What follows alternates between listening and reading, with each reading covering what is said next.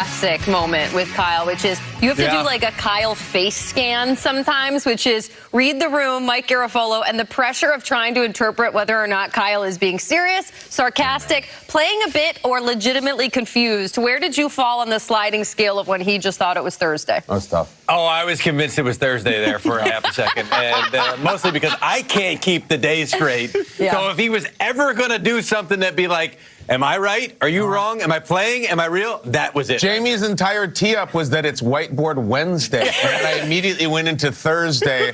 I don't know. This is planet Earth, allegedly. That's it. And it's only going to get more confusing in the next 2 weeks or so because we got NFL games on Saturday this weekend, Sunday, Thursday, Monday next week, Thursday, December, Saturday. guys. It is just topsy-turvy, and we love it. But like we said, or as Kyle mentioned, in just over 24 hours from now, the Rams and the Seahawks play, and they'll kick off Week 16. It's the Thursday night matchup, and it's...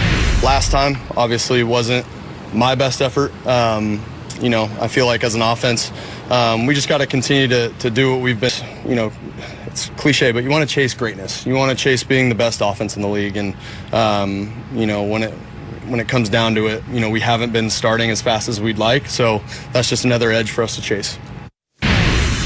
I love how uncomfortable Sam Darnold was quoting something as generic as, you want to chase grace. It's okay, Sam, if you believe in that, but you have to go about it in your own individual way. So, Manti, I ask you this. Knowing what we know of Sam Darnold this season, what he did against the Rams or did not do the last time out, what does Sam Darnold have to do to change the narrative in this game? Well, I think Sam Darnold's going to need a lot of help from his offensive coordinator, Clint Kubiak, because I think what you have to understand, and this wasn't just something that happened against the Rams the last time. This has been a narrative about Sam Darnold in games where he is pressured a lot. This happened 2 years ago with the Minnesota Vikings when they pressured him, is take the ball out of his hands. Matter of fact, take the game out of his head. I think a lot of the fear that comes with certain situations comes with the anticipation of what could happen.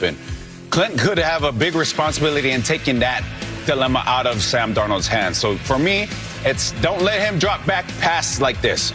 Run the ball, play action pass, get a little bit, I would say just get a little exotic in your run game, have some jet sweeps here or there, but don't put Sam Darnold in a position where he has to analyze defenses.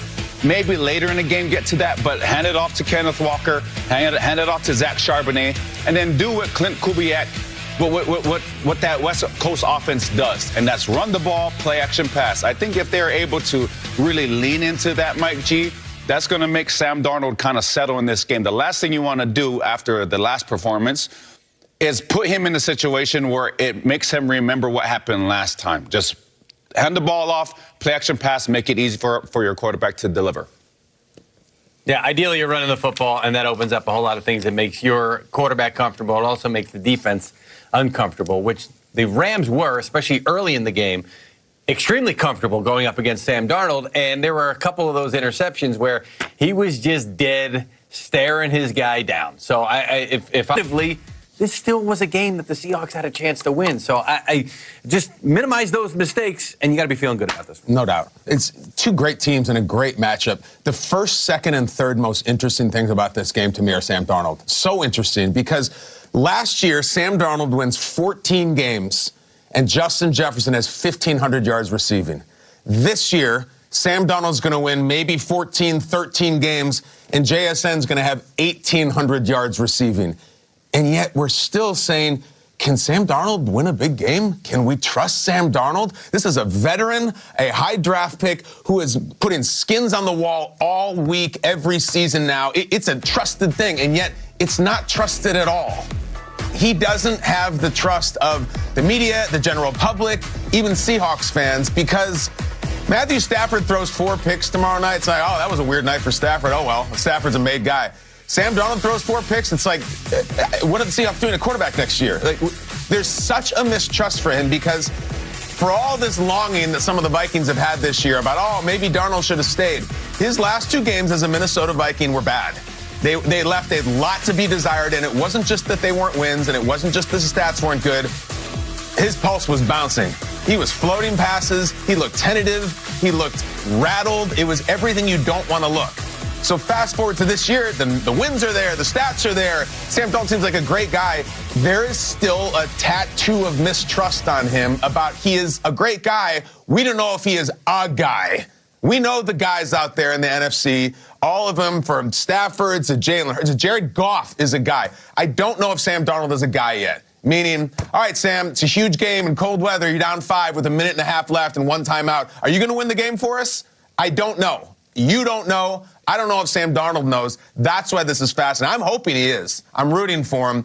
But he still has, forgive me, the stink on him of someone who, really good quarterback, as long as you're cruising through, it's week 9 at home against whoever. Big game, big spot. Not sure yet he really has it, and this is one of those spots. It's one of the biggest spots of his career tomorrow night. It's a great point, Kyle. There's an article in The Athletic right now, and the question of the headline says, is the Sam Darnold-led Seahawks team really going to win a Super Bowl or be in a Super Bowl? And, it's so heavy on the condescending tone that you reference the name Sam Darnold. Instead, Mance, I ask you this. When there is a great defense, and this is so triggering specifically for Seattle because this happened to them less than 20 years ago, great defense, quarterback play is solid enough to get you there and win a Super Bowl. Yep. Is it triggering to play on a defense that's as great as the Seahawks have it right now and say, stop paying attention to our quarterback? He's doing a great job, but we are what this thing is about. Yeah, I think it was the best after that game when Ernest Jones came out into the defense of his quarterback, Sam Darnold. I do think it was one of those clickbait stuff where it says Sam Darnold led, and I think this has a lot to do with the coaching staff and the identity of that team. You're not an offensive-powered team. You're a defensive-powered team that has a really good offense that can get the job done. You have a special wide receiver, but you're predicated on the run game. And you talked about that Seattle Seahawks defense that had the Legion of Boom and all of that stuff, right? I don't remember during that time where they talked about a Russell Wilson-led Seattle Seahawks team. When you talked about the Seahawks teams back then, I think you talked about Marshawn Lynch on the offensive side before you talked about Russell Wilson. It was built on the run, but it was held down by that defense. It was, don't lose the game because your defense is going to keep you in this game. And that's what something that I think to Mike G's point about what the defense was able to do.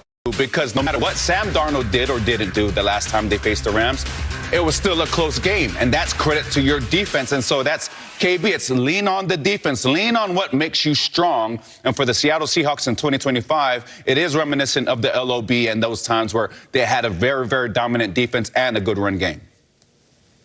Well, they also have the leading receiver in the NFL who might flirt with 2,000 yards this season. And because of Sam Darnold. You know, it's as we're talking, it's occurring to me.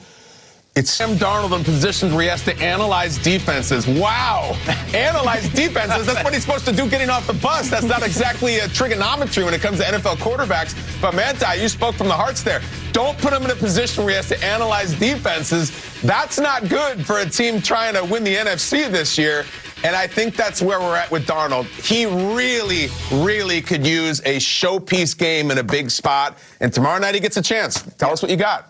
You're also right in the thick of your career, the prime of your career, because the early part of your career was kind of bouncing around from teams that didn't know how to put you in a position to succeed. Now, so there's really no honeymoon period, I guess, with the Seattle Seahawks. Right now, it's got to hit the ground running. Right now, it's got to win big. And it's got to look good, right? Because it just doesn't, like when he lost that game to the Rams, the way that he was making some of those throws, and it didn't pass the eye test as well. And that's what leads people to go, can this guy win big games? We don't want Sam Darnold to be that guy. Well, he just melts in key spots, but he looks great otherwise. And some of that highlights we were just showing right there. He looks phenomenal. He looks in control. He looks like a guy that is a dangerous quarterback. That's the guy we want to see in a game like this. Not for nothing. We just spent the last 12 minutes talking about the Seahawks. This Rams team is really good, and you don't think they're licking their chops since the last time they took on Seattle in Week 11? This thing is going to be great to watch on Thursday night, again, to be clear. And just from a GMFB table hug, if you will, to the McVay family. We know Sean McVay and his wife Veronica welcomed a child this week, their second, a boy. Yeah. So congratulations to those guys. Moving on, Ian Rappaport, get in here. Appreciate you joining the program here on a Wednesday morning. Big-time showdown. We just talked about it, Rams-Seahawks. Though, will the Rams be missing one of their offensive stars? Yeah, Devontae Adams, I would say up in the air to be able to play on Thursday. He's dealing with a hamstring injury. He's been dealing with a hamstring injury for, I don't know, about the last